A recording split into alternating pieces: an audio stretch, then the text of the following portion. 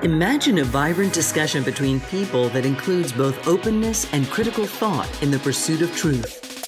The Purchasing Truth podcast is an experience, a journey, an exploration of the impact that negative messages in politics and the media have on our families, community, society, and nation.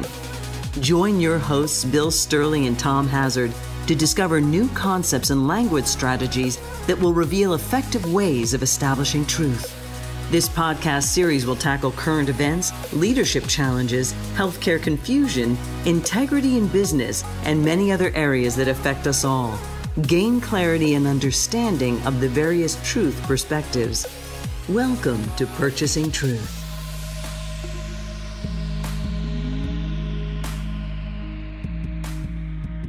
Hey everyone, welcome back to Purchasing Truth. I'm Tom Hazard, along with your host, Bill Stierle. And Bill, you know, Biden is having his first official press conference. He kind of is. Yeah, it's coming up.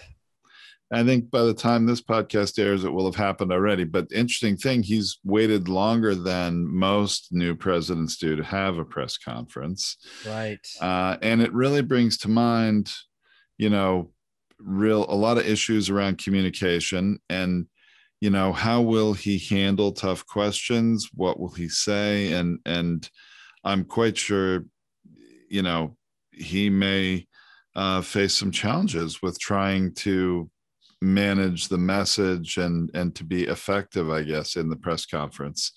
And we don't even know, as we're recording this, what he is going to say, but I really like the idea of us talking about what he could say.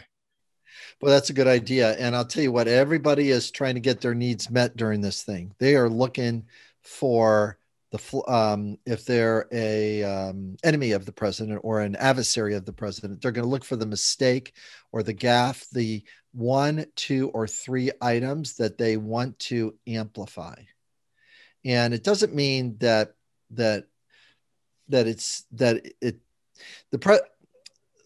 just needs to be a chance to be an amplification, wrong or right, good or bad. Now, whatever the amplification is, there's also the other side, or if you're an ally, they're going to try to reduce the mistake and call it no big deal. And then the other side says, no, it is a big deal. So there's always going to be this kind of like throwing weights on their end of the scale to see if they can get the item to stick and be something that they can run against, they can do a TV ad about, they can cut it in a really tragic way to paint the character or paint the individual in a way that's not flattering. So we have a press corps and we have the White House messaging that shows up. And I don't know, I thought it'd be fun, Tom, if you and I would just do some communication and see, you know, how how the White House would like it to be handled, and maybe how the enemies would like to hear that message. And hopefully they'll say it this way so they can run with it. And, or what is the most effective, most compassionate way to say it, which is the third alternative that I'd be happy to provide some influence on and some insight on about how to craft that, you know, and where the landmines are in communication. So here we go. We're going to walk ourselves into landmines and see what we can do. So I love it. So what do you think would be a tough question that the press corps would probably ask? Because there's a lot of new things that have happened. And let's see if we can get a response, and I'll show you the middle of the road response and then the compassionate response. Sure. Okay. So let me try one on here for size. Mr. President, we've now been seeing pictures from the southern border of seriously overcrowded facilities for immigrants trying to come into this country. What is your administration doing to improve that? His response would be, we're going to do our best to provide care and support for the people that are showing up at our shores. The facilities are horrific. We need to improve what is happening at the border. Now, So that's what he'll say is we need to do better. That's what he'll say, you think? He's going to go down to we need to do better. There are people showing here. We got to he'll treat it like a humanitarian issue, which it is. And it's also an economic issue, which it is. And it's also a safety issue, which it is. It's a safety issue. Now, it's an economic issue on our side when it gets to what the immigrant does when they get here. What most Americans don't know, and they don't even want to talk about, is that, gosh, most immigrants are paying into the system at the beginning and getting nothing back. They're literally sacrificing their life for a better life for their children. I mean, that's the first generation bites the dirt, man. They literally get bit like zip. Okay. Yep. They got to live under the radar. They've got to, there's all kinds of problems and stuff, and let alone there's no path, really solid path to immigration. There's no solid path because one group saying, well, if I fix the path of immigration, I have nothing to run on as a platform. And we've talked about that in the past. Now let's see if we can up Biden's game a little bit here. Okay, let's do that. What could he say that would land better and not sort of get him in trouble in some ways? Yeah, it might sound like this. Over our country's history, we have stood for providing a place for the immigrant to come here and contribute to this country and contribute in a positive ways. Most immigrants do that. We still need to meet the need for safety and protection for the Americans that are here, including their jobs.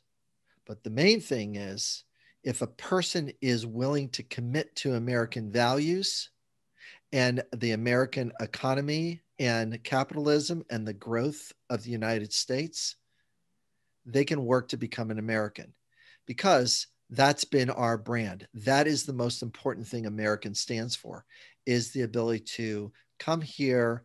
We provide a place for you to have freedom and to grow and develop yourself and be a part of of the American experience. Now, as I'm sticking the landing there, I'm painting the vision of America,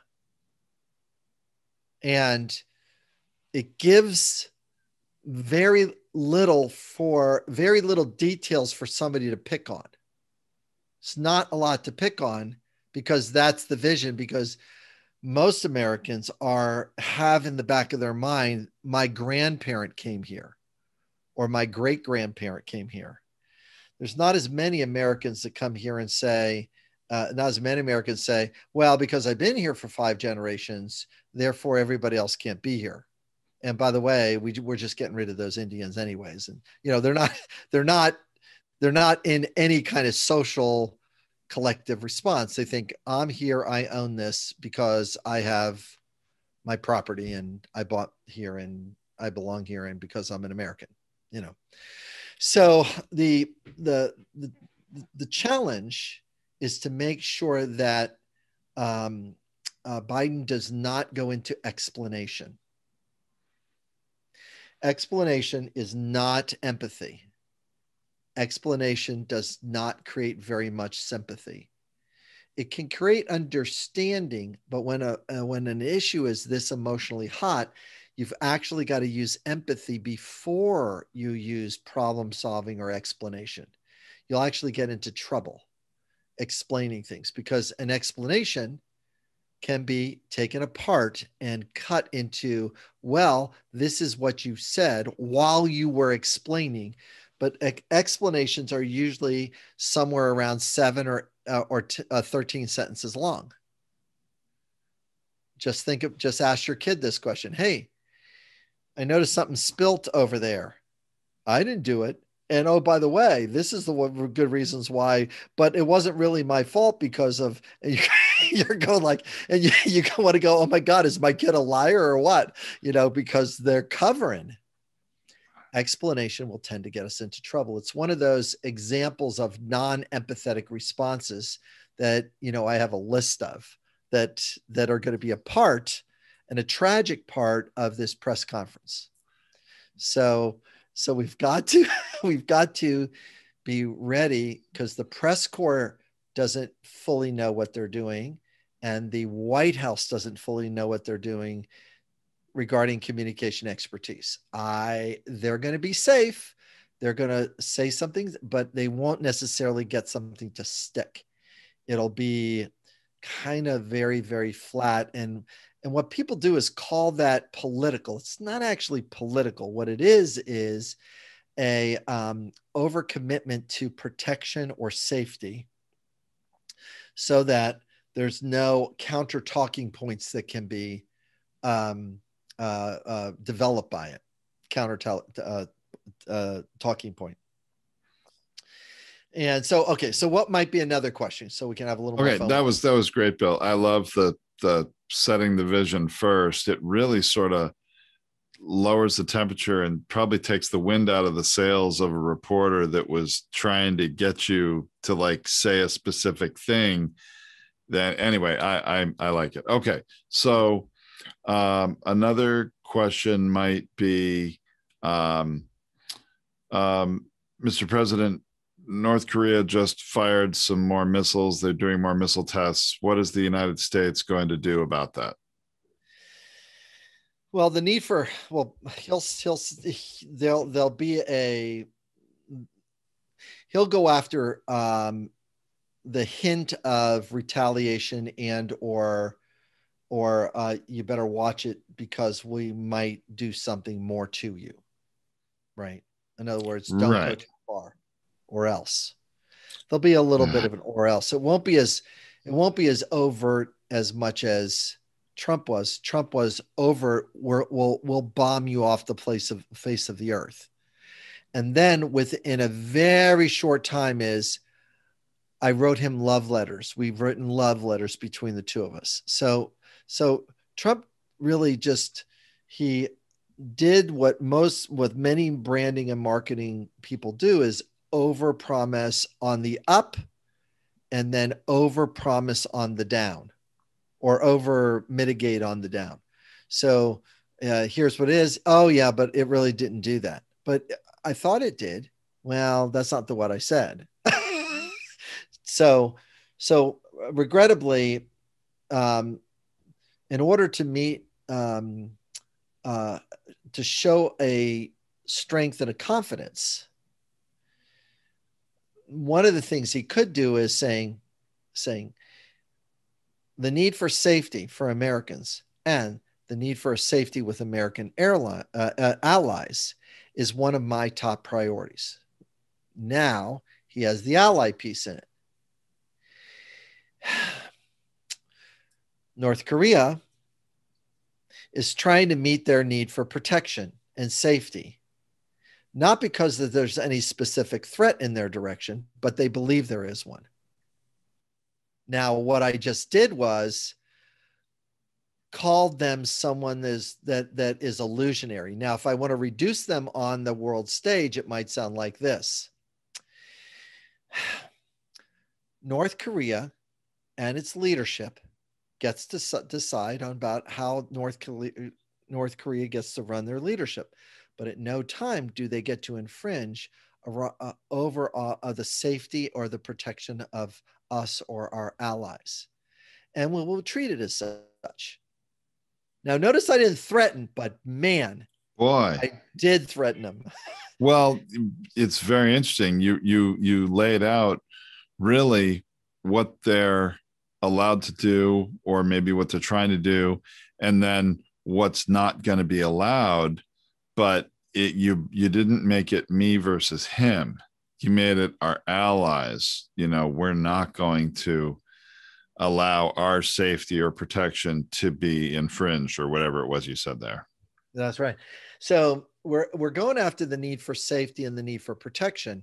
If he wants to get his own need for recognition met, Biden could also say this: listen, I've been there and done this regarding wars. And I know how to make these decisions, and I know where the line is. It's just up for them not to cross it. And it might be a good idea for them to reconsider. Now all of a sudden they're going like, now notice I added my sales piece of doubt and skepticism in there. I put it in there going like, well, he's crazier than Trump is. He's actually crazier than Trump because we don't know what he's going to do. Trump is, I'm going to bomb the shit out of you, or I am going to love you and give you a hug and teddy bear. And then I still get away with what I'm doing over here. But Biden can do a thing called I've been there, done this, not so much as a one-upping, because one-upping is not a very empathetic or sympathetic way to go, but you want to still hold the need for respect and recognition that, I see that you have some cards over there, but I sort of have more cards than you do.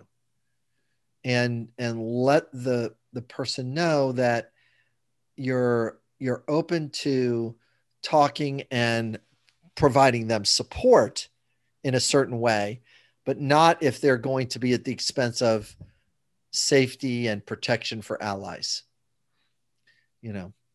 and that's really the way to go. It's almost like he's casting doubt on the rocket capabilities out of North Korea to even get there, because the allies is what he's really, really interested in, because he's sending a message to Japan and to South Korea that he's got their back.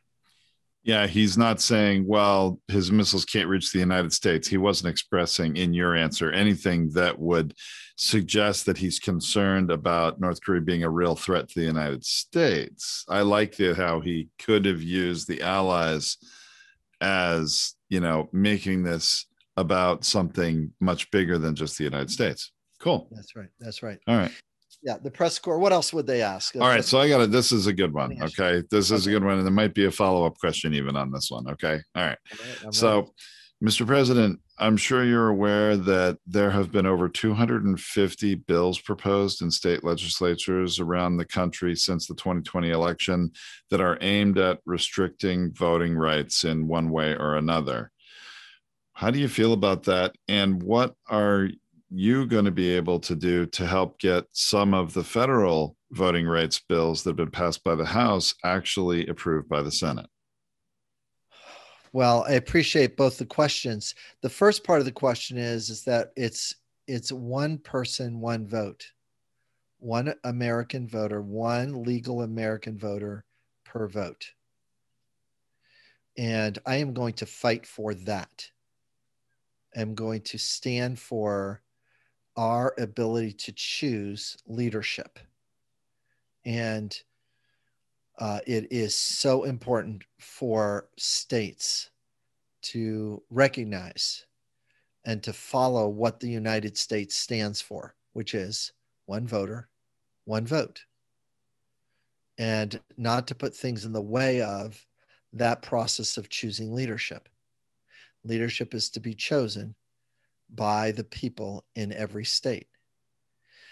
The role of the federal government is to provide support for that to take place and to do what it can to make that stable, trusting, and certainty that that vote is going to come from the person and go and be counted. That's one of the things that we experienced during this last election was one vote. Even though there was counter messaging to that, we're coming to discover that that counter messaging was in order to create loyalty in a way that was not in alignment with what American stands for, what Americans stand for. We really don't stand for how to marginalize people. We really want to be advocates for how do we work together as people. Wouldn't it be better if American worked as a collaborative and come up with the best answer rather than who has the most votes? How about that? Now, I'm being a little glib there with that, my last little comment. Sure. But it is a way to advocate for a value. Don't advocate for a process. And advocate for the value. This is the value that we're going for. Don't get caught, Biden, don't get caught in the weeds. Don't get caught in the weeds. Don't go after any detail of any state. And if they ask a specific state question like, well, this is what Georgia's doing, what do you think about that?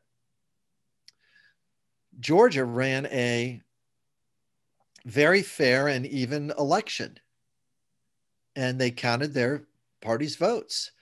I feel disheartened that they think that they would like to make it less fair. Mm. Wouldn't it be nice if Biden said something like that? See, I tend to think Biden is in that answering that question might drift into blaming and shaming the Republicans for trying to restrict voting. Right. I would stay out of that mud pit. Don't even jump in there. Just go like, well, it's interesting to see what the good people of Georgia are going to do to make sure that each of their citizens get the right to vote. And it seems like they're interested in reducing that. And I really doesn't think that meets the need for fairness or integrity of what we stand for as a nation. But this is one of the things that the people of Georgia have to fight with their legislators, and they have to really vocalize that they don't want it to happen that way. Wow. I'm empowering the state people to do that. And there's other states that are having some similar problems too. And the people in those states need to be heard that it's one vote for one registered voter.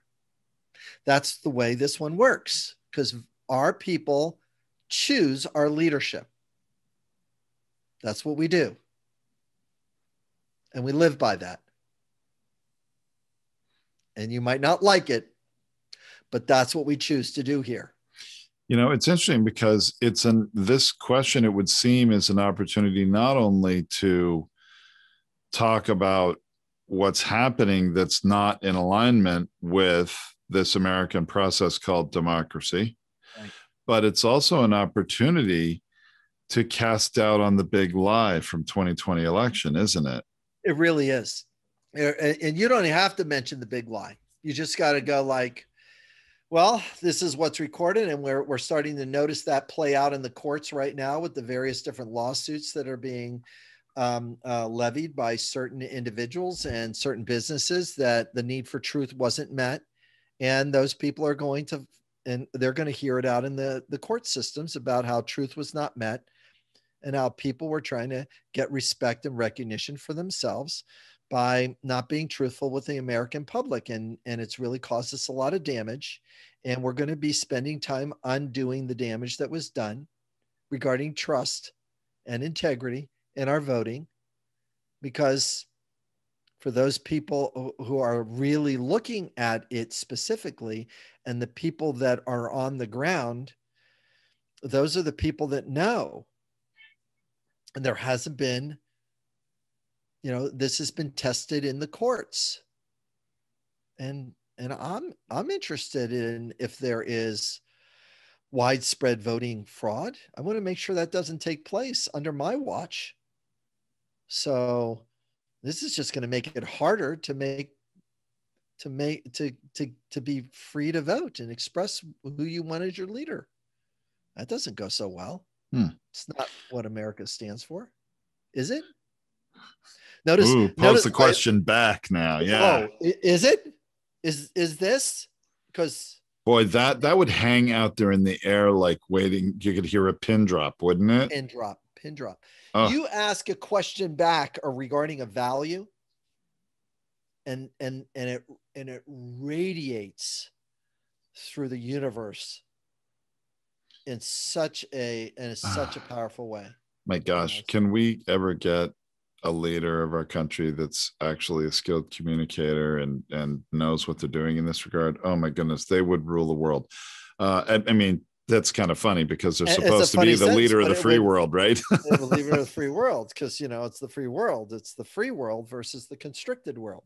Yeah. And the constricted world still has a foothold. The constricted world still has, kind of like the needs of the few over the needs of the many, instead of the needs of the few being accepted as well as the advocacy for the needs of the many.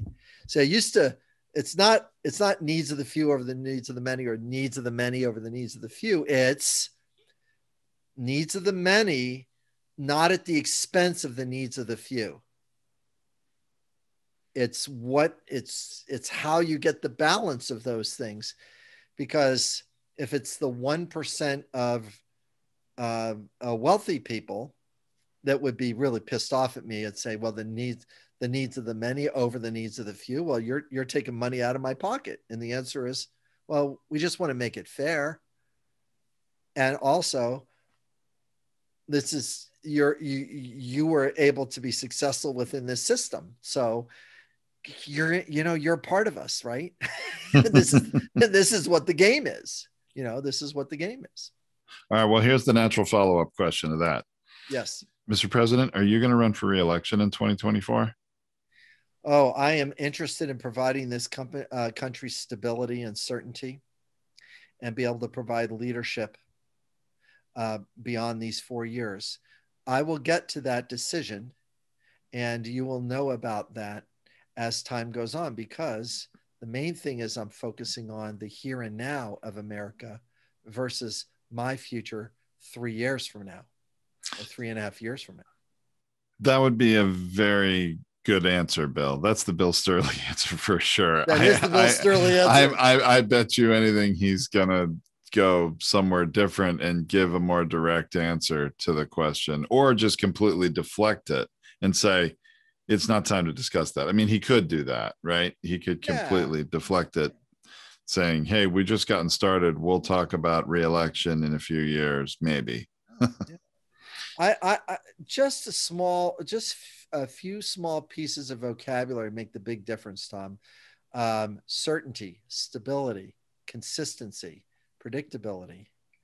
And those words add to confidence. Then that cultivates trust. We'll see when we get there, but really I'm working on these ones. And that is, is the way this particular administration is rolling, is very administrative, very safe, and it's a little bit like a machine. They're kind of rolling in here and going like, okay, this is the way we're going to roll this thing forward. And the various different institutions that used to do a wonderful job of collaborating and cooperating until they started getting carved up, divided up, and people started leaving because they couldn't take it anymore. And so and now they're moving back into more cooperation and collaboration and more effectiveness. It's going to come back. It doesn't mean the individual person, or you're not going to find somebody to complain about that, because it might not be the best thing, but it's the stable thing. I think that, we can argue about it in any time in the Biden administration. If they said, listen, we can argue about what the best practice is, but right now we're picking the stable practice. And then all of a sudden everybody shuts up. It's like, you want the best practice? Well, then put your skin in the game. But right now we're picking the stable process, and then things tend to go better. Anyway. Wow. Well, that was great, Bill. I enjoyed that. Well, yeah, we could do this. There's going to be a couple of these coming up, because the regular press conferences with the press director right now, Jen Psaki, the press secretary. Yeah. And she's pretty good, and yet she gets herself into a little bit of trouble, because she'll get stuck in correcting or consoling or explaining a bit too much, or fix-it narrative, or storytelling. She'll get caught in some languaging patterns that really doesn't serve her, doesn't serve the administration. But mostly she's kind of been a pretty good straight arrow about answering questions, but just a few lines of compassion and empathy woven in, and a little bit more visionary leadership messages would be so helpful to our country. It just would be so helpful to give us something to stand on. Anyway. All right, brother. More to come. Okay. Yep. Thanks so much, Bill. Talk to you next time. Thanks everybody for listening. All right. Take care. Thank you for listening to this Purchasing Truth podcast. We trust that you have enjoyed this engaging and thought-provoking conversation. Our hope is that you've received value, found clarity, and broadened your truth perspective in this episode. If you did, leave us a review or visit our website, purchasingtruth.com. Join us again for another informative and content-rich discussion here at the Purchasing Truth Podcast. Don't just accept whatever information comes your way. Join the discussion. Discover your own voice. Purchase your own truth.